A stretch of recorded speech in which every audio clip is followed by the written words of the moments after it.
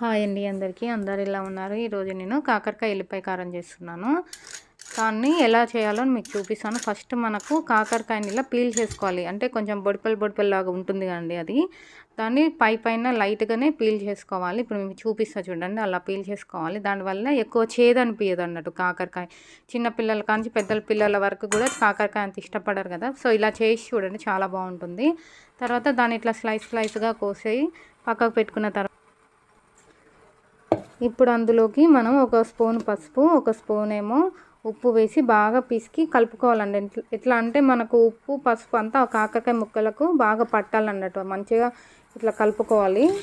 ఇట్లా నేను చూపిస్తున్నట్టు ఇట్లా మంచిగా పిసుకుండా కలుపుకుంటే ఆ చేదు అనేది తగ్గుతుంది. అంతే. ఇప్పుడు నేను ఎల్లిపాయ కారానికి ఒక గుప్పెడు ఎల్లిపాయలు, అంతే ఒక స్పూను జీలకర్ర, ఒక స్పూన్ ధనియాలు, 2 స్పూన్ల కారం, ఒక స్పూన్ ఏమో కొబ్బరి పొడి,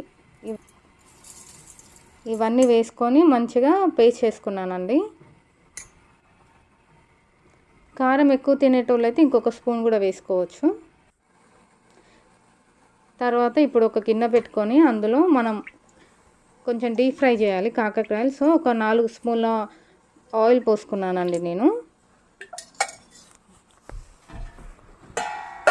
ఇప్పుడు మనము ఆయిల్ వేడేసరికి మనం పక్కకు పెట్టుకున్నాం కదా కాకరకాయలు మొత్తం బాగా కలుపుకున్న కాకరకాయలు మొత్తం ఇప్పటికీ వాటిలో నుంచి నీరు వెళ్తుందండి మంచిగా నాని. ఇప్పుడు చూడొచ్చు ఇట్లా పిసికి ఎట్లా వెళ్తుందో వాటర్ అంతా తీసేసి మనం వేరే గిన్నెలో పెట్టుకోవాలి. ఇప్పుడు ఆ వాటర్ చూసారు ఎంత వచ్చిందో, అదంతా మనకు అవసరం లేదు, పక్కన పడేయచ్చు. ఆయిల్ వేడైంది. ఇప్పుడు అందులో కాకరకాయలు వేసుకుందాము.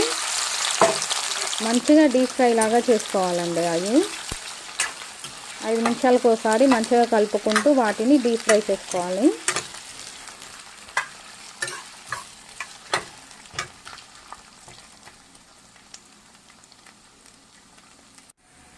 ఇప్పుడు నేను చూపిస్తున్నా చూసారా, ఇలా డీప్ ఫ్రై అయిన తర్వాత మనం ముందుగా నూరి పెట్టుకున్నాం కదండి ఎల్లిపాయ కారం, దాన్ని వేసి మంచిగా కలిపేసుకుందాం.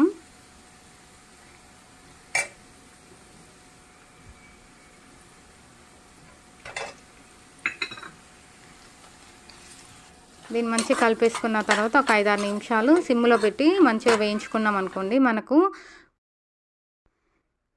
కాకరకాయ ఫ్రై అయిపోతుంది. మీరే చూడవచ్చు ఎంత బాగా అయిందో. చాలా బాగా కుదురుతుందండి. ఇలానే చేయండి, అసలు చేదు అనేదే ఉండదు. అసలు ఇలా ట్రై చేయండి, చాలా బాగా తింటారు, పిల్లలు కూడా బాగా తింటారు. థ్యాంక్స్ అండి. Thanks for watching. Please subscribe my channel. ఇప్పుడు నేను అన్నంలో కూడా తిని చూపిస్తాను చూడండి.